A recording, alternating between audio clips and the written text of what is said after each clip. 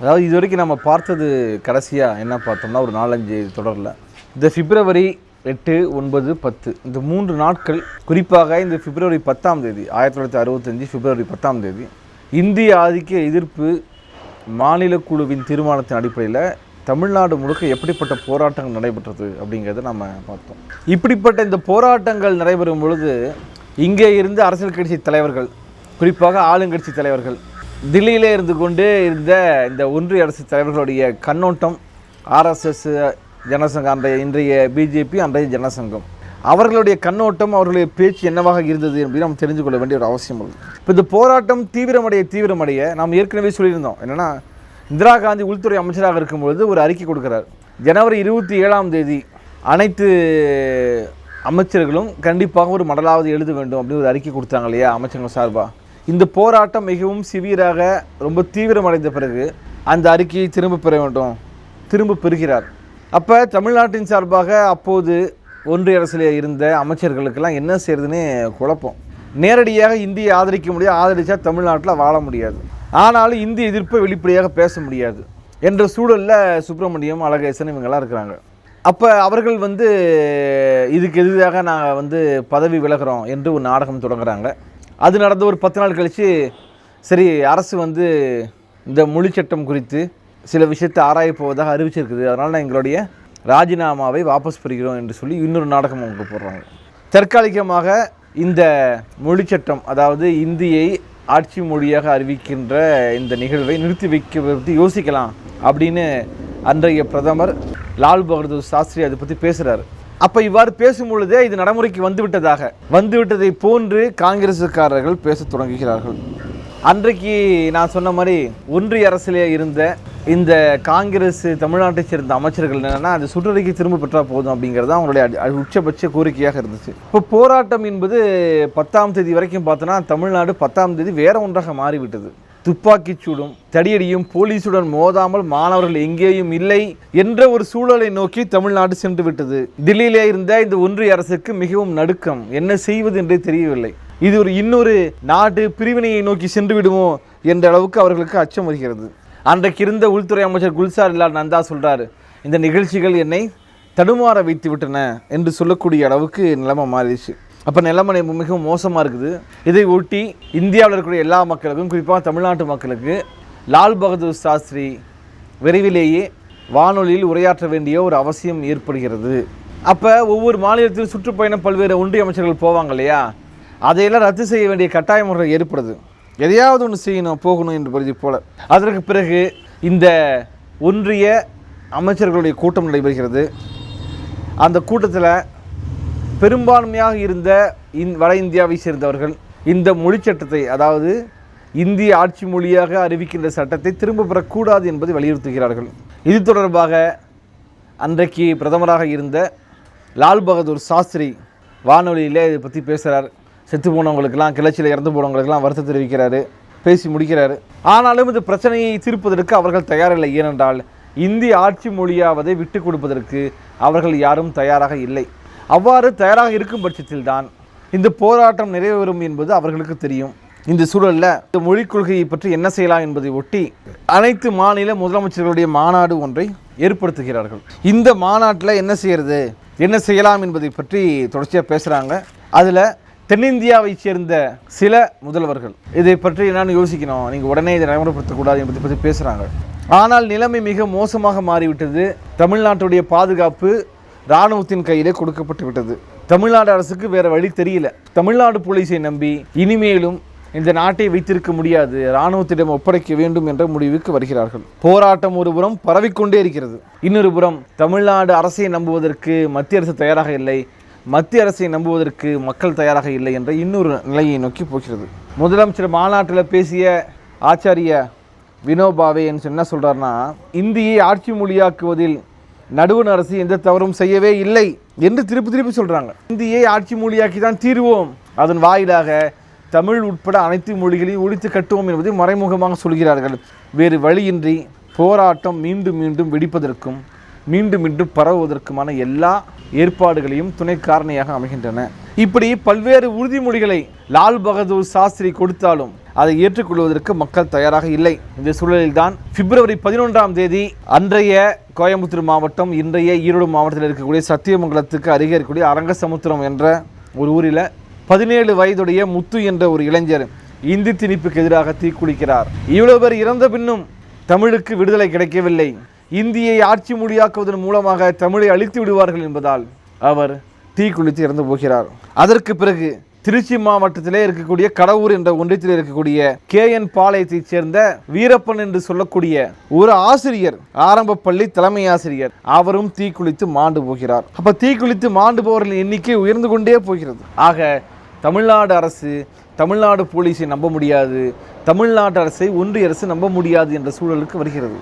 இராணுவ கம்பெனி பிரிவுகள் வந்து இறங்கி கொண்டே இருக்கின்றன. சென்னை, வேலூர், ஈரோடு, கோயம்புத்தூர், திருநெல்வேலி, திருச்செங்கோடு, திருப்பூர் என்று எல்லா இடங்களிலும் இராணுவம் இருக்கிறது. பிப்ரவரி 12ஆம் நாள் பொது வேலை நிறுத்தம் செய்ய வேண்டும் என்று ஏற்கனவே இந்தி எதிர்ப்பு மாநில குழு அறிவுறுத்தி இருக்கிறது. அதன்படி எல்லா இடங்களிலும் பொது வேலை நிறுத்தம் செய்வதற்கான போராட்டத்திலே அனைவரும் ஈடுபடுகிறார்கள். இங்கேதான் தொடர்களே, உழைக்கின்ற மக்களே, நண்பர்களே, உலகத்திலே எங்கேயும் நடைபெறாத ஒரு அக்கிரமம், அநியாயம், அராஜகம் நடைபெற்றது. ஒரு தாய்மொழியை காப்பாற்ற வேண்டும் என்று போராடிய ஆயிரக்கணக்கான மக்களின் மீது சொந்த நாட்டின் இராணுவம் எந்திர துப்பாக்கியை கொண்டு துப்பாக்கிச்சூடு நடத்தியது. இதிலே மட்டும் நூற்றுக்கணக்கானோர் உயிரிழந்து போனார்கள். நூற்றுக்கணக்கானோர். இப்படி ஒரு சம்பவம் இன்றைய தலைமுறைக்கு தெரியுமா? திட்டமிட்டு மறைக்கப்படுகிறது. ஏதோ இந்தி எதிர்ப்பு போராட்டம் என்பது அன்றைக்கு திமுகவினால் திட்டமிட்டு உருவாக்கப்பட்டது என்பதை போன்றவும், திமுகவுடைய போராட்டம் ஒரு தூண்டுகோலாக இருந்திருக்கலாம். ஆனால் திமுக அந்த போராட்டத்தை நடத்தவில்லை. யோசித்து பாருங்கள். முதல்ல கல்லூரி மாணவர்கள் போராட்டம் பண்ணுறாங்க, கல்லூரிகள் விடுமுறை அளிக்கப்படுகின்றது, தொய்வுக்கு போகுது. அதற்கு பிறகு பள்ளி மாணவர்கள் கையில் எடுத்துக் கொள்கிறார்கள். அதற்கு பிறகு பொதுமக்கள் தங்கள் கையிலே இந்த போராட்டத்தை எடுத்துக் கொள்கிறார்கள். அந்த வகையிலே தான் இப்படிப்பட்ட போராட்டங்கள் வேறு ஒரு தன்மையை நோக்கி செல்கின்றன. ஐயோ, நாம் இப்பொழுது பொள்ளாச்சிக்கு செல்வோம்.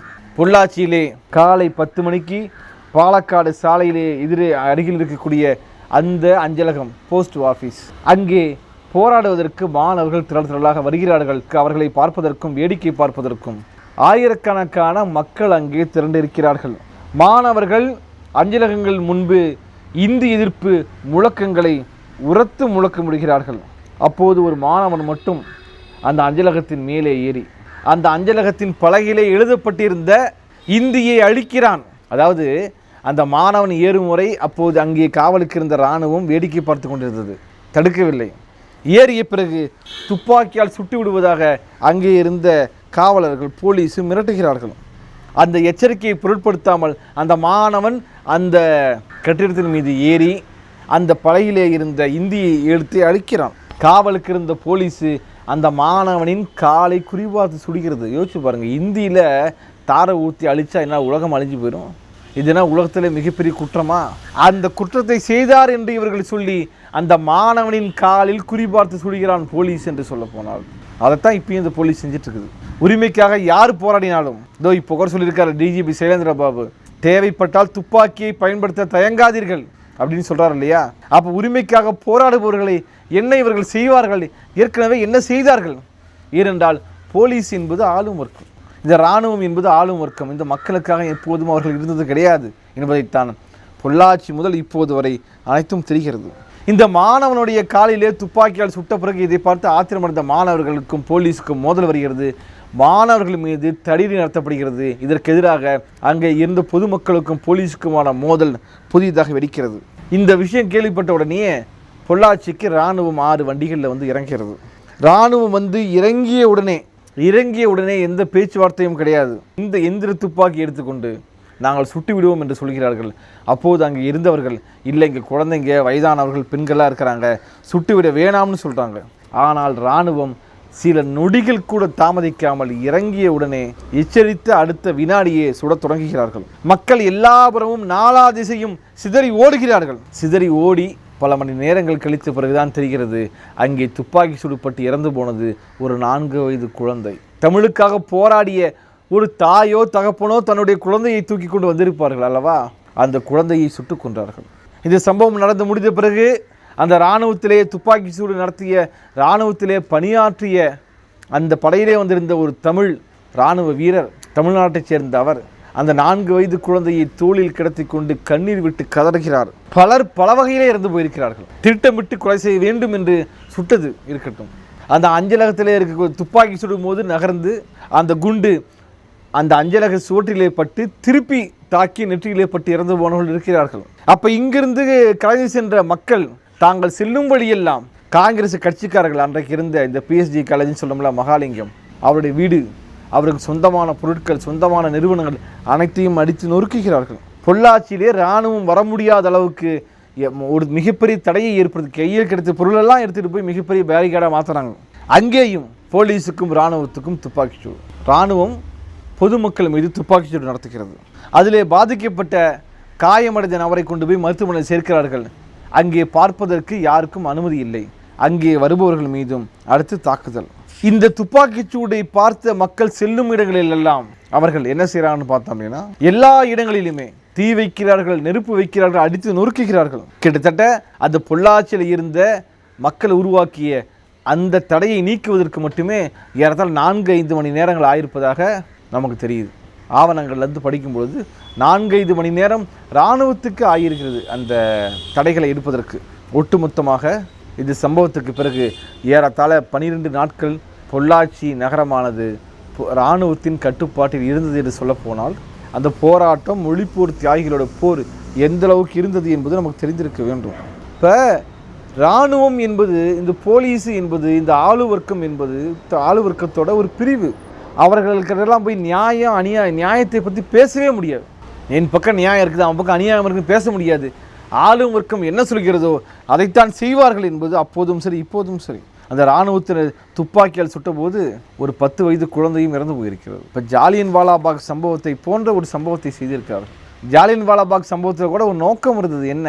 வெள்ளையர்களுடைய இராணுவம் போராடியவர்கள் சுட்டுக் கொண்டது. ஆனால் இந்தியா சுதந்திரம் அடைந்து விட்டது, விடுதலை பெற்றுவிட்டது என்று சொன்ன பிறகு அதை நம்பிக்கொண்டிருந்த மக்கள் மீது இந்திய இராணுவம் துப்பாக்கிச்சூடு நடத்தியது.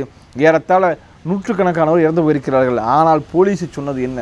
26 பேர் 30 பேர் இறந்து போனால் சொன்னாங்க. அந்த பிணங்களை கூட அந்த மக்கள் கொண்டு செல்வதற்கு அனுமதி கொடுக்கவில்லை. பொள்ளாச்சியில் கொஞ்சம் பணத்தை எரிச்சாங்க. அப்புறம் மதுக்கரையில் இருக்கக்கூடிய அந்த இராணுவ நிலையத்துக்கு எடுத்துகிட்டு போய் அங்கே பிணங்களை எரித்தார்கள். யாராவது வீட்டில் தன்னுடைய குழந்தையை, தன்னுடைய வாரிசு இறந்து போயிட்டாங்கன்னு அழுந்தாங்கன்னா இராணுவம் பிடித்து கொண்டு போய்விடும். அதனால் பல பேர் வீட்டில் அழக்கூட இல்லை, சத்தமிடாமல் வாயை மூடிக்கொண்டு அழுது கொண்டிருந்தார்கள். இதற்காக இந்த மொழியையும் இனத்தையும் காப்பாற்றுவதற்காகத்தானே. மொழியையும் இனத்தையும் நாட்டையும் காப்பாற்ற வேண்டும் என்று போராடினால் யாரும் வந்து நிற்பார்கள்? முதலிலே போலீஸு, பிறகு இராணுவம் தான் வந்து நிற்கும். இதற்கு பிறகும் தமிழ்நாடு அடங்கியதா? அப்படி கிடையாது. பிப்ரவரி 12ஆம் தேதி கோவையிலே இப்படிப்பட்ட, குறிப்பாக பொள்ளாச்சியிலே இந்த சம்பவம் நடைபெறும் பொழுது சென்னையிலே இருந்து எல்லா தொழிற்சாலைகளும் மூடப்படுகின்றன. தொழிலாளர்கள் மிகப்பெரிய போராட்டம் நடத்துகிறார்கள். சுமார் 5000 பேருக்கு மேல் திரண்ட கூட்டம் இந்த ரயில் வண்டிகளை மறித்து வண்டியை ஓட விடாமல் செய்கிறார்கள். இப்போ மீண்டும் மீண்டும் சொல்ல போனால் எத்தனை துப்பாக்கிச்சூடு நடந்த போதும் கூட நம் கண்முறை நம்ம பார்த்தது இங்கே இருக்கக்கூடிய தூத்துக்குடி நடைபெற்ற ஒரு போராட்டம் மட்டும்தான். ஆனால் நாம் இப்போது பேசிக்கொண்டிருப்பது ஒரு போரைக்கு ஒத்தான சம்பவம், போரை ஒத்த சம்பவம் நடைபெற்று இருக்கிறது. அந்த காலகட்டத்தில் கூட வட இந்தியாவிலிருந்து ரயிலே வந்த பலர் ரயிலிருந்து இறக்கி விடப்பட்டிருக்கிறார்கள். மொத்தமாக ரயிலில் எல்லாத்தையும் இறக்கி விட்டுருக்கிறாங்க. அப்போ தஞ்சம் புகுந்தவர்கள் பல பேர் அந்த வட இந்தியர்களை தமிழ்நாட்டு மக்கள் காப்பாற்றி வைத்திருக்கிறார்கள். அப்போது ஒரு வட இந்தியர் கேட்டிருக்கிறார், தமிழ்நாட்டில் காப்பாற்றி வைத்திருந்த ஒரு குடும்பத்திடம், நீங்கள் தான் எங்களுக்கு பிடிக்காத, எதுக்கு எங்களை காப்பாற்றி வச்சுருக்கிறீங்கன்னு. அப்போ அவங்க சொன்னாங்க, நாங்கள் இந்தி திணிப்பை எதிர்க்கிறோமே தவிர வட இந்தியர்களை அல்ல. இப்போதும் கூட இங்கே பஞ்சம் பிழைக்க வந்திருக்கிற அகதியாக இருக்கக்கூடிய வட இந்தியர்களை நாம் ஒருபோது வெறுக்கவில்லை. இந்தி திணிப்பை வெறுக்கிறோம், இந்தி திணிப்பை எதிர்க்கிறோம். திட்டமிட்டு தமிழ்நாட்டில் இருக்கக்கூடிய அரசு பணிகளில் திணிக்கப்படுகின்ற வட இந்தியர்களை நாம் இப்போதும் எதிர்க்கிறோம். ஆனால் பஞ்சம் பிழைக்க வந்த உழைக்கின்ற வட இந்தியர்களை நாம் எதிர்க்கவில்லை. அது இப்போது மட்டுமல்ல, இந்தி திணிப்பு போராட்டம் மிகப்பெரிய போராக மாறி தமிழ்நாட்டிலே இராணுவம் துப்பாக்கிச்சூடு நடைபெறும் காலத்திலே கூட சாதாரணமாக உழைக்க வந்த வட இந்தியர்களை, தஞ்சம் புக வந்த வட இந்தியர்களை தமிழ்நாட்டு மக்கள் தாக்கவில்லை என்பதுதான் அந்த போராட்டத்தினுடைய மாண்பு. அந்த போராட்டம் மிகவும் நோக்கத்தின் அடிப்படையில் செயல்பட்டது. இந்தி திணிப்பை எதிர்த்தார்களே தவிர இந்தி மொழி பேசியவர்களுக்கு எதிராக எங்கேயும் எந்த கலகமும் செயல்படவில்லை. இதுதான் நாம் முக்கியமாக புரிந்து கொள்ள வேண்டிய விஷயம். ஆக தமிழ்நாட்டிலே அந்த பிப்ரவரி 12ஆம் தேதி 1965ஆம் ஆண்டு திருச்சி ஆகட்டும், சென்னை ஆகட்டும், மதுரை ஆகட்டும், எல்லா பகுதியிலும் மிகப்பெரிய போராட்டங்களை தொடர்ச்சியாக மாணவர்கள் நடத்தி கொண்டே இருந்திருக்கிறார்கள். அது போராடாத பகுதியே கிடையாது என்று சொல்லலாம். எல்லா குக்கிராமங்களிலும் இப்போ இங்கே இருக்கக்கூடிய செஞ்சி எடுத்துக்கிட்டோம்னா, செஞ்சியில் அங்கே இருக்கக்கூடிய ஒரு குக்கிராமத்தில் மாணவர்கள் போராட்டம் செய்திருப்பார்கள். அதற்காக அந்த மாணவர்களை கைது செய்திருப்பாங்க. மன்னார்குடியில் காலேஜ் பசங்க, கல்லூரி மாணவர்கள், பள்ளி மாணவர்கள், பொதுமக்கள் என்று போராடி இருப்பார்கள். நீங்கள் மாணவர்கள் போராடாத ஒரு பகுதி என்று தமிழ்நாட்டிலே எங்கேயும் கிடையாது. இந்த போராட்டத்தில் எங்கெங்கெல்லாம் போலீஸும் இராணுவமும் மக்கள் மீது தடியடி துப்பாக்கிச்சூடு நடத்தியதோ அந்த இடங்களிலெல்லாம் மக்கள் வன்முறையில் இறங்கினார்கள் என்பது உண்மை. பார்த்தோம்னா இந்த தமிழ்நாடு ஸ்டேட், இந்த அரசு என்பது செயல்பட முடியாத ஒரு நிலைக்கு போய்விட்டது. அரசு ஆகட்டும், மக்களாகட்டும், வன்முறையை தவிர வேறு வழி இல்லை என்ற இன்னொரு நிலைக்கு அவர்கள் சென்று விட்டார்கள். இராணுவமே வந்து இறங்கி கூட அன்றைய இராணுவ தளபதி சொல்கிறார், அன்றைய நிலைமை மிகவும் குழப்பமாக இருந்ததாக அவர் சொல்கிறார். பல கம்பெனி பிரிவுகளை கொண்டு வந்து இறக்கிக்கிட்டே இருக்கிறாங்க. தமிழ்நாட்டை எப்படி இந்தியா வெற்றி கொள்வது என்பதற்காக கொண்டு வந்து இறக்கிக் கொண்டே இருக்கிறார்கள். அதற்கு பிறகு நிலைமை மிகவும் கைமீறி போகிறது என்பதை உணர்ந்த இந்த போராட்ட குழுவினர் போராட்டத்தை ஒத்தி வைப்பதாக அறிவிக்கிறார்கள். அப்படி ஒத்தி வைப்பதாக அறிவித்த பிறகும் கூட மாணவர்களும் மக்களும் அதை ஏற்றுக்கொள்வதற்கு தயாராக இல்லை. அதற்கு பிறகும் கூட மக்களும் மாணவர்களும் பல இடங்களில் போராடுகிறார்கள். அதற்கு எதிராகவும் போலீஸ் தடியடி நடத்துகிறது, துப்பாக்கிச்சூடு நடத்துகிறது. அதற்கு பிறகும் கூட போலீஸுக்கும் மக்களுக்குமான மோதல் ஏற்பட்டு இன்னொரு போலீஸ்காரர் கொலை செய்யப்படுகிறார். இந்த போராட்டம் மிகவும் பற்றி பரவி கொண்டிருக்கிறது. ஏற்கனவே நாம் பார்த்தோம் சில தொடருக்கு முன்பு ஆந்திர மாணவர்கள் போராட்டம் செய்தார்கள் என்று. அப்போ ஆந்திர மாணவர்களுக்கு தமிழ்நாட்டு மாணவர்கள் எப்படி சொன்னார்கள் அப்படின்னு பார்த்தோம்னா, மஞ்சள், குங்குமம், வளையல் இதெல்லாம் தமிழ்நாட்டு மாணவர்கள் ஆந்திர மாணவர்களுக்கு அனுப்பி கிளர்ச்சியை உண்டு செய்தார்கள் என்று அன்றைய ஆந்திர முதலமைச்சர் பிரேமானந்தா ரெட்டி செய்தியாளர்கிட்ட பேசுகிறார். இதற்கு பிறகு ஆந்திராவில் பல பள்ளிகள், கல்லூரிகளில் மிகப்பெரிய போராட்டம் நடைபெறுகிறது. ஆனால் இங்கே நடந்தது போல துப்பாக்கிச்சூடு இது போல நடக்கல. தடியடி நடத்தியிருக்கலாமே தவிர இதுபோல் துப்பாக்கிச்சூடு இது போன்ற விஷயங்கள் நடைபெறவே இல்லை. அதற்கு பிறகு ஏற்கனவே ஜனவரி மாதம் ஆந்திரா, கர்நாடகா, கேரளாவில் நடைபெற்ற அறவழி போராட்டங்கள் கிளர்ச்சிகளாக மாறுகின்றன. கேரளாவிலே மிகப்பெரிய கிளர்ச்சி ஏற்படுகிறது. மாணவர்கள் போராடுகிறார்கள், தாக்குதலில் ஈடுபடுகிறார்கள், கைது செய்யப்படுகிறார்கள். இப்படி தென்னிந்தியா முழுவதும் மிகப்பெரிய ஒரு போராட்டத்தை கிளர்ச்சியாக மாறுகிறது. அதற்கு பிறகு மேற்கு வங்காளத்திலையும் அஸ்ஸாமிலையும் இந்தி பேசாத எல்லா பகுதிகளிலுமே போராட்டம் பற்றி பரவிக்கொண்டே இருக்கிறது. அங்கே இருந்த இந்தி பேசாத மாணவர்கள் அந்த மக்களுடைய கோரிக்கை என்பது இந்தி மட்டுமே ஆட்சி மொழியாக இருக்க வேண்டும் என்ற அந்த அரசியலமைப்பு சட்டம் திருத்தப்பட வேண்டும் என்பதை அவர்கள் திரும்ப திரும்ப கூறினார்கள். என்ன செய்வது என்று அரசுக்கு தெரியவில்லை. அடக்குமுறையை தவிர ஒன்றிய அரசுக்கு வேறு வழியும் கிடையாது. எத்தனை நாட்களுக்கு இராணுவத்தை வைத்துக்கொண்டே, போலீஸை வைத்துக்கொண்டு ஆட்சி நடத்த முடியும்? கையில் கிடைத்தவர்கள் எல்லாம் கைது செய்வார்கள், சித்திரவதை செய்வார்கள். என்ன சித்திரவதை செய்தாலும் கைது செய்யப்பட்டவர்கள் போலீஸுக்கும் ஒன்றிய அரசுக்கும் அடிபணிந்து போக யாரும் தயாராக கிடையாது. போராடிக்கொண்டே இருந்தார்கள் மக்களும். திரும்பும் பக்கமெல்லாம் போராட்டம் இருக்கவில்லை. மாணவர்கள் போராட்டம் இருப்பதாக சொன்னாலும் கூட, ஆனால் மக்களும் மாணவர்களும், மாணவர் இயக்க தலைவர்கள் அந்த உறுதிமொழியை கொடுத்தாலும் கூட ஏற்றுக்கொள்வதற்கு மாணவர்களும் மக்களும் தயாராக இல்லை. இந்தியன் எக்ஸ்பிரஸ் அப்பொழுது பிப்ரவரி 13ஆம் தேதி எழுதிய தலையங்கத்திலே சொல்கிறது, மொத்த தகராறும் நம்பிக்கை பற்றிய சிக்கலில் இப்போது நிற்கிறது. ஆக மீண்டும் நாடு இன்னொரு பிரிவினைக்கு செல்லுமா என்ற அச்சத்தை நோக்கி சென்று கொண்டே இருந்தது. அப்பொழுது கூட RSS என்ற மதவெறி பிடித்த அந்த இயக்கம், அதன் தலைவர் கோல்வால்கர் என்ன சொல்கிறார் என்று சொல்ல போனால், தமிழ்நாட்டின் மொழி உணர்வை மிக கடுமையாக தாக்குகிறார். இந்தி தான் ஆட்சி மொழியாக இருக்க வேண்டும் என்று இந்த இந்தி வெறியர்கள் எச்சரிக்கை கொடுத்து கொண்டே இருந்தார்கள். அன்றைக்கு பீகாரின் முதலமைச்சர் சொல்கிறார், வட இந்தியாவில் இருந்த காங்கிரஸ் கட்சி தலைவர்கள், ஜனசங்கத்தை சேர்ந்தவர்கள், RSS சேர்ந்தவர்கள் இந்த ஆட்சி மொழி சட்டத்தை திருத்தக்கூடாது என்று அரசை மிரட்டுகிறார்கள். இந்த போராட்டம் பற்றி பரவுவதால் கர்நாடக மாநிலத்தினுடைய அன்றைய முதலமைச்சர் நிஜலிங்கப்பா என்ன சொல்றாரு பார்த்தோம்னா, இந்த ஆட்சி மொழி சட்டம் திருத்தப்பட வேண்டும் என்று சொல்கிறார். அப்போ என்ன செய்வது? ஏதோ தமிழ்நாட்டிலே ஒரு பொய்யான ஒரு புரளியை கிளப்பிவிட்டதால் இந்த போராட்டம் நடைபெற்றதாக சொன்னார்கள். திமுக கிளப்பிவிட்டதாக சொன்னார்கள் போராட்டம். ஆனால் திமுக போராடாமல் அமைதியாக இருக்குன்னு சொல்கிறாங்க. ஆனால் மக்கள் போராடுவதற்கு தயாராக இருக்கிறார்கள். திமுகவுடைய பேச்சை கேட்கவில்லை. என்ன செய்வதென்று யாருக்குமே தெரியவில்லை. அப்போது கூட பார்த்தோம்னா பிப்ரவரி 21ஆம் தேதி 1965ஆம் தேதி இன்றைக்கு இருக்கக்கூடிய பிஜேபி, அன்றைக்கு இருந்து அதற்கு பேர் ஜனசங்கம், அதனுடைய ஒரு முக்கியமான தலைவரான பால்ராஜ் மதோக் என்று சொல்லக்கூடிய ஒரு நபர் சொல்கிறார், ராமசாமியையும் காமராஜரையும் கைது செய்யுங்கள். ஆங்கிலம் அவர்களால் படிக்க முடியும் என்றால் ஏன் அவர்களால் இந்தி படிக்க முடியாது என்று திமிர்த்தனாவட்டாக பேசினார். அதற்கு பிறகு பலரும் பலவிதமான கருத்துக்களை சொல்லிக்கொண்டே இருந்தார்கள்.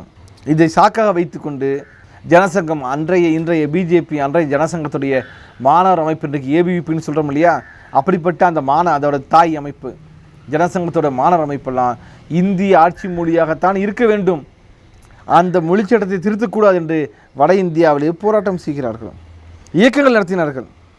பதிலுக்கு பதில் நாம் என் மீது இந்தியை திணிக்காதே என்று போராடுகிறோம், ஆதிக்கம் செலுத்தாது என்று இங்கிருந்த மக்கள் போராடினார்கள். ஆனால் நாங்கள் உங்கள் மீது ஆதிக்கம் செலுத்துவோம், உங்கள் மொழியை அழிப்போம் என்று அதற்கான இயக்கத்தை இன்றைக்கு இருக்கக்கூடிய ஆர்எஸ்எஸ், அன்றைக்கும் ஆர்எஸ்எஸ், இந்த ஆர்எஸ்எஸ் தன்னுடைய ஜனசங்கத்தின் மூலமாக போராடியது என்று சொல்ல போனால் இந்த ஆர்எஸ்எஸ்ஸை சேர்ந்தவர்கள் தான் இந்த RN ரவி. அதனால தான் சொல்கிறாரு, இந்தி படிப்பது தவறு கிடையாது. பேச ஆரம்பிச்சிட்டாங்கல்ல, இவர்கள் ஒரே நோக்கத்தின் அடிப்படையில் செய்ய. அதான் நம்ம சொல்கிறோம், இந்து ராஷ்டிரத்தின் மொழி என்பது இந்தி. அதனால் இந்த இந்தியை திணிப்பதற்கும், நம் தலையில் கட்டுவதற்கும், நம்முடைய மொழியை அழிப்பதற்கும் இவர்கள் எப்போதும் முனைப்பாக இருக்கிறார்கள் என்பதுதான் உண்மை. என்ன செய்வது என்றே தெரியவில்லை.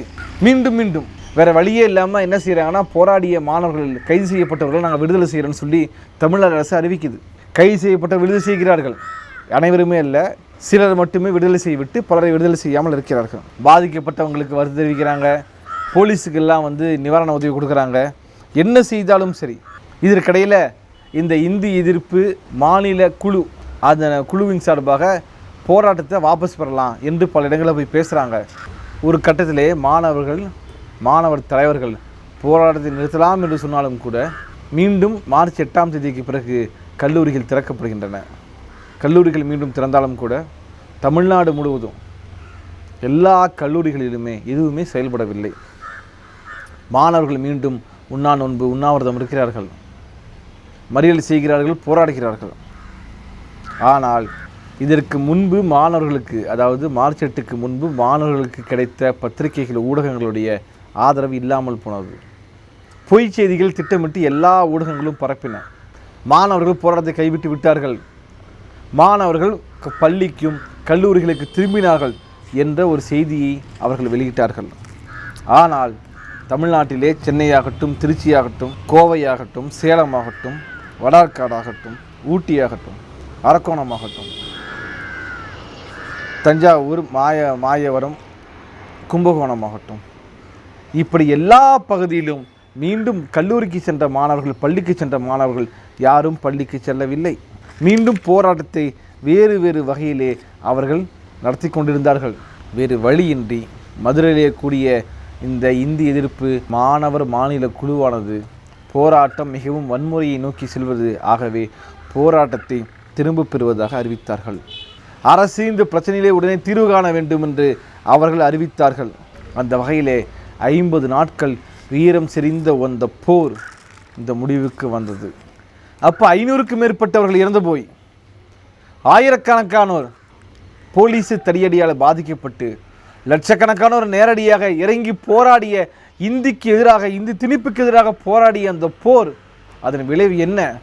ஒரு பயனும் கிடையாதா என்ற வகையிலே நாம் யோசிக்கும் பொழுது 1967ஆம் ஆண்டு தேர்தலில் மிகப்பெரிய அளவிலே திமுக வெற்றி பெற்றது, காங்கிரஸ் ஒழிக்கப்பட்டது. இதை பார்த்த பின்பு, அதாவது யோசிச்சு பாருங்கள், அந்த 500 பேர் இறந்து போய் இந்தியாவில் மிகப்பெரிய போராட்டம் நடைபெற்றவர்கள் கூட இந்தி அலுவலக மொழியாக இருக்கவும் என்பதை அவர்கள் மாற்றவில்லை. 1967 தமிழ்நாட்டில் காங்கிரஸ் கட்சி இல்லாமல் ஆக்கப்படுகிறது. இதன் விளைவாக பயம் கொண்ட ஒன்றிய அரசு இந்தியுடன் ஆங்கிலமும் அலுவலக மொழியாக இருக்கும் என்று அறிவித்தது.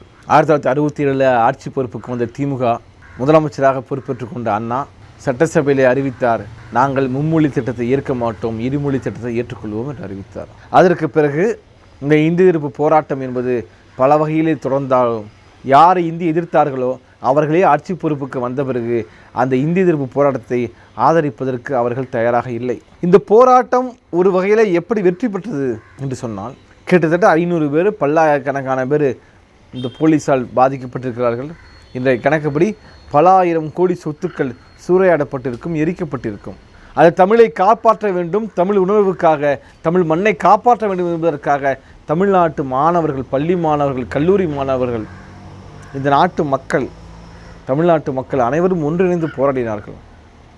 அன்றைக்கு ஒரு கட்சியின் தலைமையிலே இந்த போராட்டம் நடைபெறவில்லை. போராட்டங்களின் ஊடாகத்தான் ஒரு சங்கமாக சேர்ந்தார்கள், ஒரு மாணவர் குழுவாக உருவாகினார்கள். அந்த மாணவர் குழுவும் பல்வேறு பிரிவுகளாக பிளவுபட்டு போனது. அதை வழிநடத்துவதற்கு ஒரு கட்சி இல்லை. அப்படி ஒரு கட்சி இருந்திருந்தால் அரசியலமைப்பு சட்டத்திலேயே மிகப்பெரிய திருத்தம் கொண்டு வரப்பட்டிருக்கும், அந்த சட்டப்பிரிவே நீக்கப்பட்டிருக்கும். ஆனால் இப்படி வீரம் செறிந்த ஒரு மொழிப்போரை நடத்திய பிறகு கூட அதில் வெற்றி பெற முடியாததற்கு காரணம் என்னவென்றால், ஒரு அரசியல் தலைமை அதை வழிநடத்தாததன் காரணமாக ஒரு கட்டத்திலே மிகப்பெரிய வன்முறையாகிறது என்று மாணவர்களே அந்த போராட்டத்தை கைவிட வேண்டிய சூழல் ஏற்பட்டது. இருந்தாலும் அந்த மாணவர்களுக்கு உள்ளே இருந்த, அந்த மக்களுக்கு உள்ளே இருந்த அந்த போராட்ட உணர்வு என்பது வேறு வழியின்றி 1967 தேர்தலில் வெளிப்பட்டது. இன்றைக்கி சொல்கிறாங்க இல்லையா, காமராஜரையே தோற்கடிச்சிட்டாங்கப்பா தமிழ்நாட்டில். என்ன செய்தார் காமராஜர்? ஏன் காமராஜர் விருதுநகரிலே சீனிவாசன் என்ற ஒரு மாணவர் தலைவரிடம் தோற்று போனார்? தமிழ்நாட்டு மக்கள் மீது நடத்திய துப்பாக்கிச் சூட்டுக்கு காரணம் காமராஜர் அல்லவா? அன்றைக்கு தமிழ்நாட்டு மக்கள் மீது நடத்தப்பட்ட சொல்லன்னா கொடுமைகளுக்கு காரணம் அன்றைக்கு இருந்த காங்கிரஸ் கட்சி தானே. அதனால தானே காமராஜர் தோற்கடிக்கப்பட்டார். இப்படிப்பட்ட தமிழ்நாட்டின் வரலாற்றை நாம் தேடி கற்றுக்கொள்ள வேண்டும். ஏதோ காமராஜர் கல்விக்கடை திறந்தார் என்று பேசுவதெல்லாம் எந்த நியாயம் இருக்கிறது? இந்த வாஜ்பாய் இறந்து போயிட்டார் டிசம்பர் 25ஆம் தேதின்னு வாஜ்பாய்க்கு இங்கே இருக்கிற பைத்தியக்காரர்கள் அவர் நினைவு நாள்னு அனுசரிச்சுட்டு இருக்காங்க. ஆனால் இந்த வாஜ்பாய் தான் இங்கே தீக்குளித்து மாண்டு போன இந்திக்கு எதிராக போராடிய தமிழர்களை கேவலமாக பேசியவர். இன்றைக்கு ஆர்எஸ்எஸ்காரர்கள், பிஜேபி சேர்ந்தவர்கள் காசி தமிழ்ச்சங்கம் என்ற பெயரிலே ஏதோ தமிழுக்கு மரியாதை கொடுப்பது போல பேசினார்கள். அன்றைய மொழி போராட்டத்தின் போது தமிழ்நாட்டையும் தமிழ்நாட்டு மக்களையும் இந்த மொழி உணர்வையும் மிக கேவலமாகவும் துச்சமாகவும் பேசியது இந்த ஆர்எஸ்எஸ்காரர்கள், ஜனசங்கத்தை சேர்ந்தவர்கள். ஏன் இந்தி படித்தால் என்ன தவறு என்று அவர்கள் கேட்டார்கள். இப்படிப்பட்டவர்கள் தான் மீண்டும் நம் மீது இந்தி மொழியை திணிக்க வருகிறார்கள். அனைத்து அரசு பதவிகளிலும் இதை இன்றைக்கி கூட பார்த்தோன்னா, இந்த ரயிலில் வரும்போது ஒரு ஆர்பிஎஃப் போலீஸ், அவர் பேட்ஜ் பாருங்கள், மேலே இந்தி கீழே இங்கிலீஷ். தமிழ்நாட்டில் வேலை செய்கிறவனுக்கு ஏன் தமிழில் பெயர் கிடையாது கேட்டால், நான் மத்திய அரசோட போலீஸ் என்று அவர்களால் சொல்ல முடிகிறது. திரும்ப பக்கமெல்லாம் இந்திய ஆதிக்கம்தான் இப்பொழுதும் இருக்கிறது. இதற்கு எதிராக மிகப்பெரிய போராட்டத்தை நாம் மேற்கொள்ள வேண்டும். இன்னொரு மொழிப்போர் நாட்டுக்கு தேவைப்படுகிறது. அந்த மொழிப்போரானது வெறும் மொழிக்கானதாக மட்டும் இருக்கக்கூடாது. மாறாக ஆர்எஸ்எஸ், பாஜக, அம்பானி, அதானி பாசிச கும்பலை வீழ்த்துவதற்கான போராட்டமாக இருக்க வேண்டும். ஏனென்றால் இந்த ஆர்எஸ்எஸ், பாஜக, அம்பானி, அதானி பாசிஸ்டுகளின் நோக்கம் இந்து ராஷ்டிரம். இந்து ராஷ்டிரத்தின் மொழி இந்தி. இந்தி திணிப்பு மொழிப்போர் தியாகிகளை உயர்த்தி பிடிப்போம். ஆர்எஸ்எஸ், பாஜக, அம்பானி, அதானி பாசிசம் முறியடிப்போம். காவி கார்ப்பரேட் பாசிசம் முறியடிப்போம். நன்றி.